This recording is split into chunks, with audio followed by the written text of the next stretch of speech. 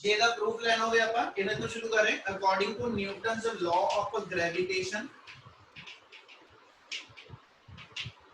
F equal to G m1 m2 over r square। ये पुत्र force का आ गया मैग्नीट्यूड। ਅਸੀਂ ਨਿਊਟਨ ਥਰਡ ਲਾਅ ਦੀ ਮੇਨ ਡਾਇਰੈਕਸ਼ਨ ਐਕਸਪਲੇਨ ਕਰਨੀ ਆ, ਇਸ ਲਈ ਇਹਨੂੰ ਵੈਕਟਰ ਫਾਰਮ ਚ ਬਣਾਉਣ ਵਾਸਤੇ ਇਹਨਾਂ r ਕੈਪ ਤੇ ਤੁਹਾਡੇ ਕੋਲ ਦੋ ਫੋਰਸਸ ਬਣਦੀਆਂ ਪਈਆਂ, force acting on m1 by m2 and force acting on m2 by m1। दोनों डिफाइन करना देखो, डिफाइन कर देंगे। Therefore F12 equal to Gm1 m2 over r square into r cap 12, यानी जे F12 डिफाइन करदा पिया, F12 mean force on m1 bye m2 ओदी direction इस साइड को आ जाएगी, ठीक है। ते इसे डायरेक्शन च r cap 12 आ, यानी इस यूनिट वेक्टर दी ते इस फोर्स वेक्टर दी डायरेक्शन सेम आ, ठीक है। ਤੇ ਇੱਥੇ ਵੀ ਐਸ ਸੱਚ ਜੇ ਮੈਂ ਡਿਸਟੈਂਸ ਵਾਈਜ਼ ਬੋਲਣਾ ਹੋਵੇ ਤੇ ਇਹਨੂੰ ਇਦਾਂ ਕਹਿ ਦਾਂਗਾ a to b the distance ਜਾਂ b to a, both side distance ਮੇਰਾ ਸੇਮ ਆ ਡਾਇਰੈਕਸ਼ਨ ਆ ਡਿਸਟੈਂਸ ਆ ਤੇ ਡਿਸਟੈਂਸ ਨੂੰ ਇੱਥੇ r12 ਲਿਖਾਂ ਜਾਂ r21 ਵੈਲਿਊ ਚ ਕੋਈ ਫਰਕ ਨਹੀਂ ਆਏਗਾ, ठीक है। आ टर्म आ जाएगी। सिमिलरली जे मैं f21 वेक्टर डिफाइन करा ते ओदी वैल्यू आ जाएगी gm1 m2 over r square 21 into r cap 21। ਆ ਮੇਰੇ ਕੋਲ ਵੈਲਿਊ ਆ ਜਾਣੀ। ਨੈਕਸਟ ਲਾਈਨ ਦੇ ਅੰਦਰ ਤੁਸੀਂ ਇਥੋਂ ਯੂਨਿਟ ਵੈਕਟਰ ਦੀ ਡੈਫੀਨੇਸ਼ਨ ਅਪਲਾਈ ਕਰ ਦਿਓ, ਠੀਕ ਹੈ। ਜਾਂ ਇੱਥੇ ਆਪਾਂ ਐਸਐਚ ਯੂਨਿਟ ਵੈਕਟਰ ਦੀ ਡੈਫੀਨੇਸ਼ਨ ਦਈਏ ਤੇ ਕਹਿੰਦੇ ਯੂਨਿਟ ਵੈਕਟਰ r cap 12 ਦੀ ਵੈਲਿਊ ਤੇ ਯੂਨਿਟ ਵੈਕਟਰ r cap 21 ਦੀ ਵੈਲਿਊ, दोनों वैल्यूज आपस में इक्वल है, ठीक है, but they are in opposite direction. अभी यूनिट वेक्टर दा मैग्नीट्यूड 1 है, ठीक है, r कैप 12 दा भी मैग्नीट्यूड 1 है, r कैप 21 दा मैग्नीट्यूड भी 1, but both are taken in opposite direction. मतलब बट इथे डिफाइन कर देंगे, बट r कैप 12 दी वैल्यू, r कैप 12 दी वैल्यू ते r कैप 21 दी वैल्यू सेम आ, बट डायरेक्शन वाइज दोनों एक दूसरे तो ओपोजिट है। और नीचे जरा लिख दे मैं इधर ही एक इथे स्टेप ऐड कर देना कि हियर r12 ते r21 दोनों दी मेरे को कॉमन वैल्यू आ जाएगी। ये निकल समझ लगी बेलो? Yes sir. यस एक स्टेप इथे यही दोनों इक्वेशन आपा जे रीराइट कर दिए ते आपा इतना लिख लेना सी f12 दी वैल्यू आ गई gm1 m2 over r square, ठीक है, क्योंकि दोनों का कॉमन सिंबल अपन r डिफाइन कर लेंगे over r square into r cap 12 और f21 वेक्टर दी value gm1 m2 over r square into r cap 21। आप क्लियर है जी? Yes yes sir. Yes sir. Definition आप अप्लाई कर देंगे कि भी दोनों दे दोनों यूनिट वेक्टर आपस इक्वल ते ओपोजिट है, इसलिए जिते r कैप 12 आ एदी थां ते मैं लिखना होवे ते अपने को टर्म बन जाएगी f12 equal to gm1 m2 over r square into r cap 12 दी थां दे उत्ते आ वैल्यू ऐसा जी यूज कर लांगे r कैप 21 और नाल इस सारे दे मेरे को जेड़ा ऐसा च माइनस साइन आ जाएगा, इधर के माइनस साइन नाल आ जाएगा। आ मेरा f12 दी वैल्यू बनी, बट जे मैं इस वैल्यू नु इना कंपेयर करा, आ वाली वैल्यू ना कंपेयर करा ते gm1 m2 r square into r cap 21 इस सारे नु सी f21 कहने पे इस मतलब अब ब्रैकेटेड वैल्यू मुझे लिख दिए तो we can write f12 equal to minus of f21 और इनो डिफाइन कर दो बेटा कि जे f12 नु तुसी डिफाइन कर दे कि भी ए as such force on 1 by 2 नु सी एक्शन ऑफ कह दिए तो फिर आ फोर्स मेरी आ जाएगी action should be equal and opposite to reaction, यानी एक्शन ते रिएक्शन आपस में इक्वल है but always be in opposite direction. ते आ मेरे को as such Newton law, Newton दा थर्ड लॉ, ठीक है, जो ड्राइव हो जाएगा starting from the Newton law of gravitation. क्या आज चीज क्लियर है? Yes yes sir negative sign ਆਪਾਂ डायरेक्शन ਦੇ ਲਿਖਤਾ ਵਾ ਆਪੋਜ਼ਿਟ डायरेक्शन ਦਾ। हां बच्चे ਜਿਹੜਾ 네ਗੇਟਿਵ ਸਾਈਨ ਦਿੱਤਾ ਆਪਾਂ ਲਾਸਟ ਚ f12 -21 ਉਹ ਆਪਾਂ ਆਪੋਜ਼ਿਟ डायरेक्शन ਦਾ ਲਿਖਤਾ ਵਾ। बिल्कुल यार मतलब जो f12 ਦੀ ਵੈਲਿਊ ਆਏਗੀ f21 ਦੀ ਵੀ ਉਨੀ ਆਏਗੀ, ਬਟ ਮਾਈਨਸ ਇਹ ਕਹਿੰਦਾ ਕਿ ਦੋਨੋਂ ਡਾਇਰੈਕਸ਼ਨ ਵਾਈਜ਼ ਆਪੋਜ਼ਿਟ ਹੋਣਗੇ। ਜਿਹਦਾ ਆਪਾਂ ਇੱਕ ਡੈਫੀਨੇਸ਼ਨ ਕੀਤੀ ਹੋਈ ਆ ਉਹਨੂੰ ਨਾਮ ਦਿੰਦੇ ਅਸੀਂ 네ਗੇਟਿਵ ਵੈਕਟਰ। ਅਸੀਂ ਇਹ ਕਿਹਾ ਸੀ ਪੁੱਤ ਕਿ ਜੇ ਮੈਂ ਆ ਲਿਖ ਦਵਾਂ a vector equal to minus b vector, ਇਹਦਾ ਮਤਲਬ ਮੈਂ a ਵੈਕਟਰ ਕੀ ਕਹਿ ਰਿਹਾ, ਇੱਕ ਵੈਕਟਰ ਦੀ ਵੈਲਿਊ ਹੋਏਗੀ ਜਿਹੜੀ b ਵੈਕਟਰ ਦੇ ਇਕੁਅਲ ਹੋਏਗੀ, ਪਰ ਡਾਇਰੈਕਸ਼ਨ ਵਾਈਜ਼ ਇਸ a vector the value a vector the direction ਉਹ b ਵੈਕਟਰ ਤੋਂ ਆਪੋਜ਼ਿਟ ਆਣੀ ਹੈ। ਵੈਲਿਊ ਵਾਈਜ਼ ਇਕੁਅਲ ਆ, ਵੈਲਿਊ ਵਾਈਜ਼ ਦੋਨੋਂ ਵੈਕਟਰ ਇਕੁਅਲ ਆ, ਬਟ ਡਾਇਰੈਕਸ਼ਨ ਵਾਈਜ਼ ਜੇ ਆ ਟਰਮ ਮੇਰੀ ਆਪਣੇ ਆਪ ਚ b ਵੈਕਟਰ ਦੀ ਵੈਲਿਊ ਪਲੱਸ ਦੇ ਵਿੱਚ ਹੋਈ ਤੇ a ਦੀ ਵੈਲਿਊ ਮਾਈਨਸ ਆ, ਜੇ b ਵੈਕਟਰ ਦੀ ਆਪਣੀ ਵੈਲਿਊ ਮਾਈਨਸ ਹੋਈ ਤੇ a ਪਲੱਸ ਆ। ਇਹਦਾ ਮਤਲਬ ਡਾਇਰੈਕਸ਼ਨ ਵਾਈਜ਼ ਇਹ ਦੋਨੋਂ ਚੀਜ਼ਾਂ ਜਿਹੜੀਆਂ ਨੇ ਇਹ ਹਮੇਸ਼ਾ ਇੱਕ ਦੂਜੇ ਤੋਂ ਆਪੋਜ਼ਿਟ ਆਣੀ ਹੈ। ਉਹੀ ਸੇਮ ਚੀਜ਼ ਆਪਾਂ ਇੱਥੇ ਅਪਲਾਈ ਕਰਤੀ ਕਿ ਵੀ ਜਿਹੜੀ ਆ ਫੋਰਸ ਹੋਏਗੀ ਤਾਂ ਜਿਹੜੀ ਦੂਜੀ ਫੋਰਸ ਆਈ ਹੈ, ਜਿਹੜੀ ਫੋਰਸ ਪਹਿਲੇ ਮਾਸ ਤੇ ਲੱਗੀ ਬਾਈ ਦਾ ਸੈਕਿੰਡ, ਔਰ ਜਿਹੜੀ ਫੋਰਸ ਸੈਕਿੰਡ ਮਾਸ ਤੇ ਲੱਗੀ ਬਾਈ ਦਾ ਕਿੰਨਾ ਜੀ ਫਰਸਟ, ਹੈ ਨਾ, दोनों इक्वल आ पर डायरेक्शन जो अपोजिट है। और न्यूटन का थर्ड लॉ यही डिफाइन करता कि जेकर किसी भी सिस्टम के अंदर कोई ऐसा मेरे को एक बॉडी सैकेंड बॉडी के उत्ते एक्शन परफॉर्म करेगी तो second body must provide the कहना जी reactional force which is equal to the first force but should be in opposite direction. तो वो मेरे को न्यूटन का थर्ड लॉ इत्थे पे प्रूव हो जाए। ये क्लियर है बच्चे? Yes, sir. सो Yes. न्यूटन ਆ ਤੁਹਾਡੇ ਕੋਲ ਇਹਦਾ ਪ੍ਰੂਫ ਆ ਜਾਏਗਾ ਨਿਊਟਨ ਥਰਡ ਲਾਅ ਦਾ, ਠੀਕ ਹੈ ਜੀ, ਮੇਰੇ ਕੋਲ ਨਿਊਟਨ ਲਾਅ ਆਫ ਗ੍ਰੈਵਿਟੇਸ਼ਨ। क्या टॉपिक क्लियर है सारिਆਂ ਨੂੰ? छोटा ਜਿਹਾ ਵਾ ਔਰ ਸੌਖਾ ਵਾ ਟੌਪਿਕ। ਜੇ ਫੇਰ ਵੀ ਕੋਈ ਸਟੈਪ ਡਾਊਟਫੁਲ ਹੈਗਾ ਤਾਂ ਇੱਕ ਵਾਰੀ ਬੋਲ ਦਿਓ ਬੱਚੇ।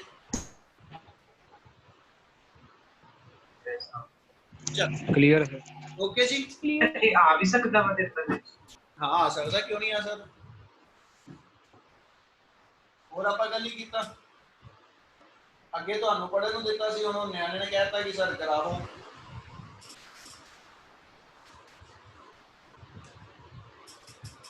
ਟੌਪਿਕ ਤਾਂ ਜੋ ਤੁਹਾਡੇ ਸਿਲੇਬਸ 'ਚ ਲਿਖਤੇ ਉਹ ਸਾਰਿਆਂ 'ਚੋਂ ਕੋਈ ਵੀ ਆਣਾ ਹੀ ਆ, ਉਹ ਸਾਰੇ ਆਉਣ ਵਾਸਤੇ ਹੀ ਆ। ਠੀਕ ਹੈ ਜੀ, ਰਿਦਮ ਤੀਰ ਜੀ। अच्छा ਹੁਣ ਸੁਣੋ ਗੱਲ ਧਿਆਨ ਨਾਲ। ਨੈਕਸਟ ਆਪਾਂ ਯੂਨਿਟ ਜਿਹੜਾ ਸ਼ੁਰੂ ਕਰਨਾ ਉਹ NLM ਯਾਨੀ ਤੁਹਾਡਾ ਨਿਊਟਨਸ ਲਾਅ ਆਫ ਮੋਸ਼ਨ ਵਾਲਾ ਯੂਨਿਟ ਆ।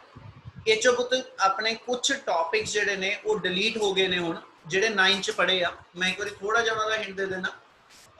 ਫੋਰਸ, ਠੀਕ ਹੈ, ਉਹਨੇ ਨਿਊਟਨਸ ਲਾਅ ਆਫ ਮੋਸ਼ਨ ਜਿਹੜੇ ਸਾਰੇ ਆਣੇ ਆਪਣੇ ਤਿੰਨੇ ਦੇ ਤਿੰਨੇ ਲਾਅ, ਠੀਕ ਹੈ ਜੀ। ਮੋਮੈਂਟਮ, ਇਹ ਉਹਨੇ ਕੁਝ ਟੌਪਿਕ ਜਿਹੜੇ ਨੇ ਉਹ ਡਿਲੀਟ ਕਰ ਦਿੱਤੇ। ਪਰ ਗੱਲ ਐਸਾ ਸਮਝ ਲਿਓ ਇਹਨਾਂ ਟੌਪਿਕ ਨੂੰ ਕੀਤੇ ਬਿਨਾ ਆਪਣੇ ਅਗਲੇ ਜਿਹੜੇ ਟੌਪਿਕਸ ਨਹੀਂ ਸੋਲਵ ਹੋ ਸਕਦੇ।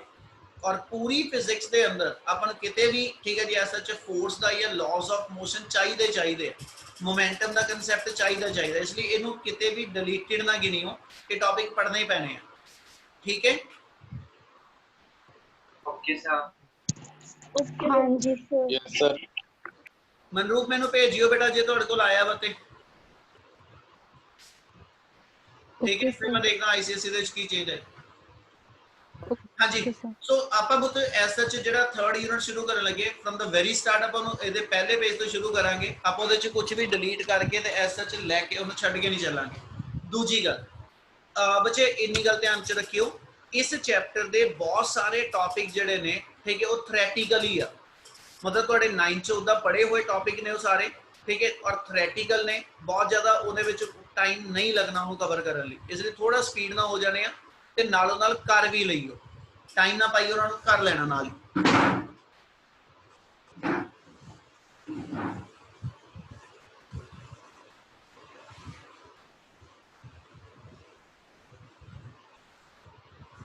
ਹਾਂਜੀ, ਇਹਨੂੰ ਥਰਡ ਯੂਨਿਟ ਤੋਂ ਸ਼ੁਰੂ ਕਰ ਰਹੇ ਆਪਾਂ।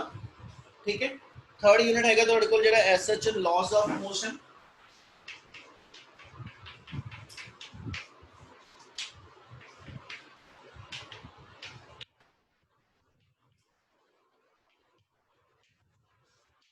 और लॉज ऑफ मोशन के अंदर बच्चे ऐसा लेके चला ते दो चैप्टर ने उन्हें ये बनाए हुए।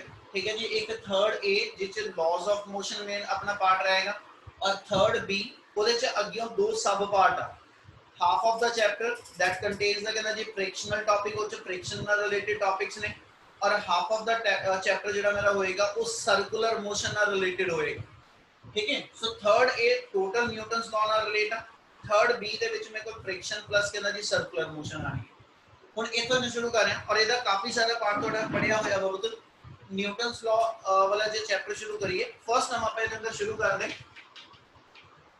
ऐसा च फोर्स ਨੂੰ ਸਭ ਤੋਂ ਪਹਿਲਾਂ ਡਿਫਾਈਨ ਕਰ ਲਓ ਠੀਕ ਹੈ फोर्स ਦੀ ਟਾਈਪਸ ਡਿਫਾਈਨ ਕਰ ਦਿਓ फोर्स ਦੇ ਯੂਨਿਟ ਡਿਫਾइन कर लो ठीक है ਤੇ फोर्स ਦੇ ਇਫੈਕਟ ਡਿਫਾइन कर ਦਿਓ ਸੋ फोर्स ਦੇ ਡਿਫਾइन करके चलिए what do you mean by the force ਕਿਹਨੂੰ ਡਿਫਾइन ਕਰਾਂਗੇ फोर्स ਕੀ ਹੁੰਦੀ ਜੀ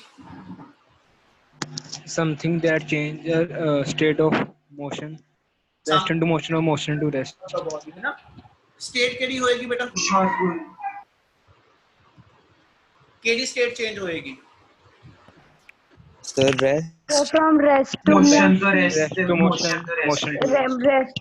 Yes, sir. Yeah, or direction change. even it can change the shape of the body जैसे Shape, size. it is an external effort it is an external effort which changes or tends to change the state or shape of the body यानी ਜਿਹੜੇ ਤੁਸੀਂ effort ਕਰਕੇ body ਦੀ state ਨੂੰ ਜਾਂ ਉਹਦੀ shape ਨੂੰ change ਕਰ ਸਕੋ ਠੀਕ ਹੈ ਜੀ ਉਸ ਐਕਸਟਰਨਲ ਐਫਰਟ ਨੂੰ ਅਸੀਂ ਫੋਰਸ ਡਿਫਾਈਨ ਕਰ ਦਿੰਦੇ ਹਾਂ ਤੇ ਜਿਹੜੀ ਫੋਰਸ ਬਾਡੀ ਦੇ ਉੱਤੇ ਅਸੀਂ ਅਪਲਾਈ ਕਰਾਂਗੇ ਹਾਊ ਕਹਿੰਦਾ ਜੀ when it can change the shape ਔਰ when it can change the state ਹਨਾ ਉਹਦੇ ਲਈ ਅਸੀਂ ਡਿਫਾਈਨ ਕਰਦੇ ਕਿ ਸਾਡੇ ਕੋਲ ਫੋਰਸਸ ਜਿਹੜੀਆਂ ਨੇ ਉਹ ਦੋ ਟਾਈਪਸ ਅਸੀਂ ਡਿਫਾਈਨ ਕਰਾਂਗੇ ਠੀਕ ਹੈ ਨੰਬਰ 1 ਕਹਿੰਦਾ ਜੀ ਜਿਹੜੀ ਮੇਰੇ ਕੋਲ ਫੋਰਸ ਆ ਜਾਏਗੀ ਉਹ ਬੈਲੈਂਸਡ ਫੋਰਸਸ ਆ और सेकंड मेरे को ਜਿਹੜੀ फोर्स आ जाएगी वो अनबैलेंस्ड फोर्स है ठीक है यानी एक कैटेगरी बना देंगे एक ਅਸੀਂ फोर्स ਦੀ कैटेगरी बना देंगे क्योंकि फोर्स दो टाइप का एक एक्सटर्नल फोर्स होएगी और एक मेरे को इंटरनल फोर्सेस होंगी यानी ਕਿਸੇ ਵੀ ਮੂਵਮੈਂਟ ਤੇ ਜਦੋਂ ਬਾਡੀ ਤੇ ਫੋਰਸ ਅਪਲਾਈ ਕਰਦੇ ਉਹ ਕਹਿੰਦਾ ਜੀ ਉਸ ਫੋਰਸ ਨੂੰ ਅਸੀਂ ਐਕਸਟਰਨਲ ਤੇ ਇੰਟਰਨਲ ਚ ਕੰਸੀਡਰ ਕਰਾਂਗੇ ਔਰ ਇੰਟਰਨਲ ਦੇ ਅੰਦਰ ਹਮੇਸ਼ਾ ਆਪਣੀ ਇੱਕ ਲਾਈਨ ਚੱਲੇਗੀ internal forces are always cancel out in pair यानी internal forces हमेशा ही balanced ने ठीक है internal forces ਅਸੀਂ unbalanced state ਚ ਨਹੀਂ ਲੈ ਕੇ ਚੱਲਦੇ internal forces ਹਮੇਸ਼ਾ ਇੱਕ ਦੂਜੇ ਨਾਲ cancel out ਹੋ ਜਾਂਦੀਆਂ ਜਿੰਨੀ force ਮੈਂ ਕਿਸੇ object ਤੇ ਅਪਲਾਈ ਕਰ ਰਿਹਾ internally ਉਨੀ force ਉਹ ਮੇਰੇ ਤੇ ਅਪਲਾਈ ਕਰ ਰਹੀ ਤੇ ਉਹਦੀ resultant force on the system of two particle ਠੀਕ ਹੈ ਜਦੋਂ ਇੰਨੀ ਗੱਲ ਦਿਮਾਗ ਚ ਰੱਖਿਓ ਜਿੱਦਾਂ ਅਸੀਂ ਐਸਐਚ ਨਿਊਟਨ ਦੇ ਥਰਡ ਲਾਅ ਦੇ ਵਿੱਚ ਕਹਿੰਦੇ action and reactions are equal and opposite ਮੈਂ ਆਪਣੇ ਹੱਥ ਤੇ ਜਿਹੜਾ ਚੌਕ ਬਾਕਸ ਰੱਖਦਾ ਪਿਆ ਤੇ ਇਸ ਚੌਕ ਬਾਕਸ ਨੇ ਜਿਹੜੀ ਫੋਰਸ ਮੇਰੇ ਹੱਥ ਤੇ ਲਗਾਈ ਠੀਕ ਹੈ ਉਹ ਜੇ ਐਕਸ਼ਨ ਬਣ ਕੇ ਮੇਰੇ ਹੱਥ ਤੇ ਐਗਜ਼ਰਟ ਹੁੰਦੀ ਬਈ ਤੇ ਮੇਰਾ ਹੈਂਡ ਉਹਨੂੰ ਉਹਦੇ ਇਕੁਇਵਲੈਂਟ ਰਿਐਕਸ਼ਨਲ ਫੋਰਸ ਇਸ ਚੌਕ ਬਾਕਸ ਨੂੰ ਦੇ ਰਿਹਾ ਹੁਣ ਆਪਣੇ ਆਪ 'ਚ ਇਹ ਦੋਨੇ ਫੋਰਸਸ ਅਨਬੈਲੈਂਸ ਨੇ ठीक है ਇਹਨੇ ਜਿਹੜੀ ਫੋਰਸ ਇੱਥੇ ਲਗਾਈ ਹੈ ਤਾਂ ਜਿਹੜੀ ਇਹਨੇ ਇੱਥੇ ਲਗਾਈ ਦੋਨੇ ਅਨਬੈਲੈਂਸ ਆ ਪਰ system of two they will balance each other ਯਾਨੀ ਇਹਨਾਂ ਦੋਨਾਂ ਦੀ ਰਿਜ਼ਲਟੈਂਟ ਫੋਰਸ ਜਿਹੜੀ ਆ ਉਹ ਸਿਸਟਮ ਦੇ ਅੰਦਰ ਜ਼ੀਰੋ ਆ ਇਸ ਲਈ ਇੰਟਰਨਲ ਫੋਰਸਸ ਹਮੇਸ਼ਾ ਜਦੋਂ ਵੀ ਕੰਸੀਡਰ ਕਰਦੇ they are always to be cancel out in pair ਉਹਨੇ ਹਮੇਸ਼ਾ ਪੇਅਰ ਚ ਕੈਨਸਲ ਹੋਣਾ ਤੇ ਜਿਹੜੀ ਮੇਰੇ ਕੋਲ ਐਕਸਟਰਨਲ ਫੋਰਸ ਆ ਇਟ ਮੇ ਬੀ ਬੈਲੈਂਸ ਔਰ ਇਟ ਮੇ ਬੀ ਅਨਬੈਲੈਂਸ ਜੇ ਮੈਂ ਇਸ ਚੌਕ ਬਾਕਸ ਦੇ ਇਧਰੋਂ ਆਪਣੀ ਫਿੰਗਰ ਨਾਲ ਔਰ ਇਧਰੋਂ ਆਪਣੇ ਥੰਬ ਦੇ ਨਾਲ ਮੈਂ ਫੋਰਸ ਲਗਾਉਂਦਾ ਹਾਂ ਇਹਨਾਂ ਦੇ ਉੱਤੇ ਤੇ ਇਹ ਦੋਨੋਂ ਫੋਰਸਿਸ ਦੇ ਅੰਡਰ ਜੇ ਮੇਰੀ ਬਾਡੀ ਡਿਸਪਲੇਸ ਨਹੀਂ ਹੋ ਰਹੀ ਇਹਦੀ ਸਟੇਟ ਚੇਂਜ ਨਹੀਂ ਹੋ ਰਹੀ ਤੇ it can be called as a balance force ਪਰ ਜੇ ਮੈਂ ਇੱਕ ਪਾਸੇ ਥੋੜੀ ਤੇ ਦੂਜੇ ਪਾਸੇ ਜ਼ਿਆਦਾ ਲਗਾਦਾ ਫੋਰਸ ਤਾਂ ਅਸੀਂ ਕਹਿੰਦੇ ਜੀ ਬਾਡੀ ਦੇ ਉੱਤੇ ਮੇਰੀ ਅਨਬੈਲੈਂਸ ਫੋਰਸ ਹੈ ਕਹਿੰਦਾ what the balance force and what the unbalanced force can do ਜੇ ਮੈਂ ਇਸ ਬਾਡੀ ਨੂੰ ਐਸ ਸੱਚ ਬੈਲੈਂਸ ਫੋਰਸ ਦੇ ਨਾਲ ਦੋਨੋਂ ਪਾਸਿਓਂ ਕੰਪਰੈਸ ਕਰਦਾ ਜਾਵਾਂ ਤੇ we can change the shape of the body ਮੇਰੇ ਕੋਲ ਇੱਕ ਰਬਰ ਬੈਲੂਨ ਆ ਠੀਕ ਹੈ ਜਾਂ ਰਬਰ ਬਾਲ ਆ ਉਹਨੂੰ ਮੈਂ ਸਾਰੇ ਪਾਸੋਂ ਬਰਾਬਰ ਇਸ ਨਾਲ ਦਬਦਾ ਜਾ ਰਿਹਾ ਕੰਪਰੈਸ ਕਰਦਾ ਪਿਆ ਤੇ it mean we can deform the shape of the body of the given ball ਇਹਦਾ ਮਤਲਬ ਤੁਸੀਂ ਉਸ ਬਾਲ ਦੀ ਸ਼ੇਪ ਜਿਹੜੀ ਉਹ ਡਿਫਾਰਮ ਕਰਦੇ ਪਏ ਉਦੋਂ ਫਿਰ ਬਾਡੀ ਤੇ ਜਿਹੜੀ ਫੋਰਸ ਆ that is considered to be balanced force ਠੀਕ ਹੈ ਪਰ ਜੇ ਮੈਂ ਬਾਡੀ ਦੇ ਉੱਤੇ ਅਨਬੈਲੈਂਸ ਫੋਰਸ ਲਗਾਣਾ ਇੱਕ ਪਾਸੇ ਜ਼ਿਆਦਾ ਔਰ ਇੱਕ ਪਾਸੇ ਥੋੜੀ ਫੋਰਸ ਅਪਲਾਈ ਕਰਦਾ ਤੇ it can change the state of the body ਅਸੀਂ ਕਹਿੰਦੇ ਉਹ ਬਾਡੀ ਦੀ ਸਟੇਟ ਚੇਂਜ ਕਰ ਸਕਦੀ ਜੇ ਬਾਡੀ ਮੇਰੀ ਰੈਸਟ ਵਿੱਚ ਆ ਉਹਨੂੰ ਮੋਸ਼ਨ ਚ ਤੇ ਉਹਨੂੰ ਰੈਸਟ ਵਿੱਚ ਠੀਕ ਹੈ ਜਾਂ ਉਹਦੀ ਡਾਇਰੈਕਸ਼ਨ ਕੁਝ ਇਸ ਟਾਈਪ ਦੀ ਚੇਂजेस ਜਿਹੜੀਆਂ ਨੇ they can be produce in the body with the help of unbalance force ਇਸ ਲਈ ਸਭ ਤੋਂ ਪਹਿਲਾਂ ਚਲਿਏ